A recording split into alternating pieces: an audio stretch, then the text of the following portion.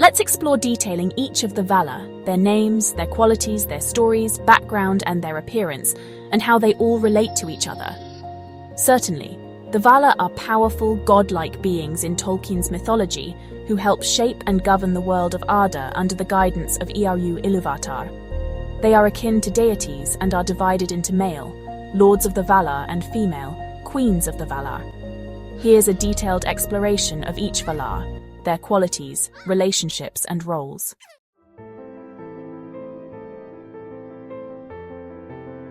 Manwë, King of the Valar. Title: Lord of the Breath of Arda, King of the Valar. Domain: air, winds, and the skies. Qualities: wise, compassionate, and deeply connected to Ilúvatar's will. Appearance: radiant and majestic, often depicted with blue robes. He is associated with eagles. Story: Manwë is Ilúvatar's most faithful servant and the chief of the Valar.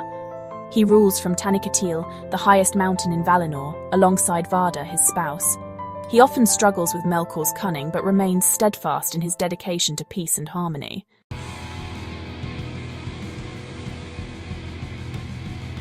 Ulmo, Lord of Waters. Title: Lord of the Seas, Oceans, and Waters. Domain: oceans, rivers, and all bodies of water. Qualities: solitary, wise, and deeply compassionate toward elves and men. Appearance: often described as towering and awe-inspiring, cloaked in shimmering water. Story: Ulmo rarely resides in Valinor, preferring to dwell in the deeps of the sea. He plays a key role in aiding the elves, such as guiding Tuor to Gondolin, and encouraging them to resist Morgoth's influence.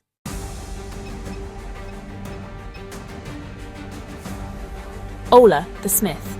Title: the Smith, Lord of Earth and Craftsmanship. Domain: earth, mining, and crafting.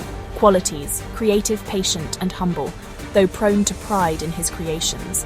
Appearance: stout and strong, often depicted with a hammer or tools. Story: Aula created the dwarves in his impatience for Ilúvatar's children, the elves and men.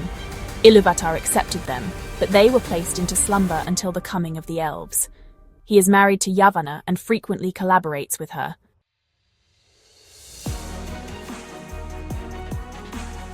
Orome, the huntsman of the Valar. His domain encompasses forests, hunting, and beasts. Fierce, passionate, and protective of Middle-earth's creatures, Orome is strong and noble. He is often depicted with a great horn and riding a white steed named Nahar. Orome was the first Valar to encounter the elves in Middle-earth. He guided them to Valinor and is often seen patrolling Middle-earth to combat Melkor's creatures.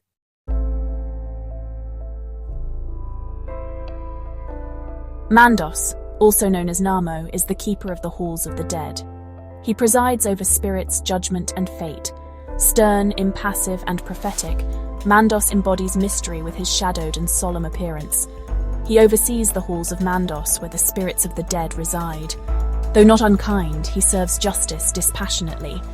Mandos foretells much of the doom recounted in the Silmarillion.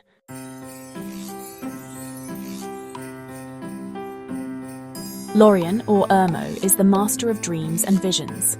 His domain includes dreams, rest, and gardens. Gentle, wise, and introspective, Lorien is often depicted surrounded by beauty and peace in his gardens. He dwells in the Gardens of Lorien, a place of healing and inspiration.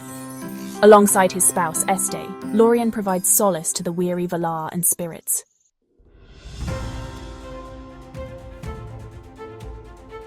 Tolkien, also known as the Strong. His title: Champion of the Valar. His domain encompasses strength, valor, and war. Tolkien is joyful, fearless, and physically unmatched. He has golden hair, a radiant appearance, and is often seen laughing. Tolkien joined the Valar specifically to defeat Melkor. Though not the wisest, his unwavering courage makes him a fierce defender of Arda.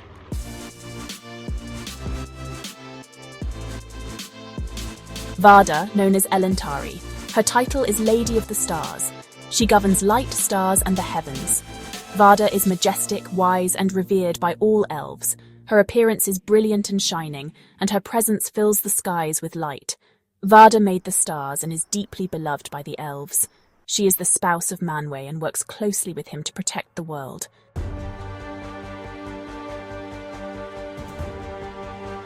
Yavanna, also called Kementari. Her title is Giver of Fruits. She rules over nature, plants, and growth.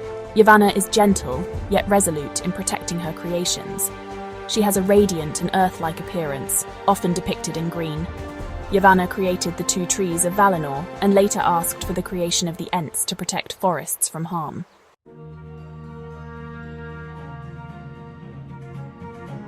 Nienna, the Lady of Sorrow. Her domain encompasses grief, compassion, and endurance. She is melancholic, empathetic, and wise. Often cloaked and solemn, Nienna is frequently seen weeping. Nienna teaches others through grief and hope. She played a crucial role in healing the 2 trees after Melkor's attack. Her tears, you see, are a source of renewal and strength.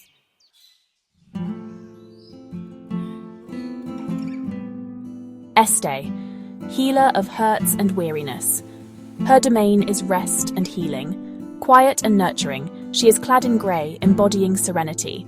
Este resides in the gardens of Lorien with her spouse, Irmo. She heals spirits, including the Valar themselves.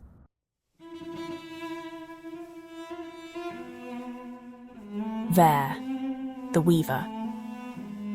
Her domain is time and history. Reflective and diligent, she is constantly weaving, surrounded by tapestries. Ver weaves the history of the world into her tapestries, which hang in the halls of Mandos. She is married to Mandos.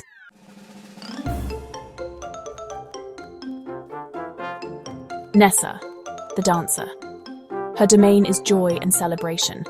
Energetic and graceful, she is often depicted in motion. Nessa is the sister of Arome and the spouse of Tulkas.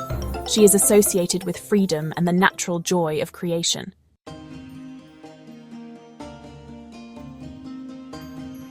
Relations among the Valar. Manwë and Melkor. Both are brothers in thought, created by Ilúvatar. Melkor's rebellion creates ongoing tension with Manwë. Aule and Yavanna.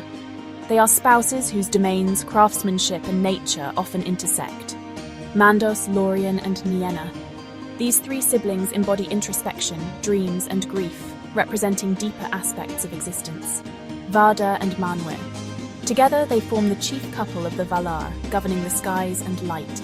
The Valar, despite their individual roles, act as a unified force against Melkor's chaos, shaping and protecting Arda as best they can. Would you like to explore any specific Valar story or relationship further?